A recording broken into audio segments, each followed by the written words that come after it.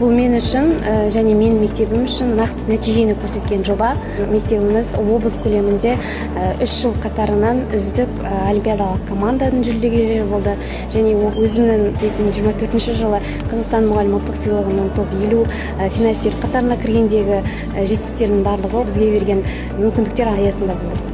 Бұл жоба қазіргі өзі заман талабына ең қажет жоба болып отыр. Қазіргі мектептер мен тірек мектептерінің бір-бірімен байланыс арқасында қазір мұғалімдік қауымдастық құрылып отыр. Мен үшін ол үлкен мүмкіндік, үлкен жетістік. Ауыл мектебінде сапалы білім мен саналы ұрпақ тәрбиелеуде өте ерекше орын алады.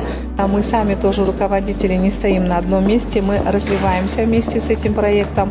Прежде всего, этот проект позволяет, чтобы лучше глубоко мониторить качество знаний учащихся, мониторить преподавание учителей, тесная связь, работа с родителями.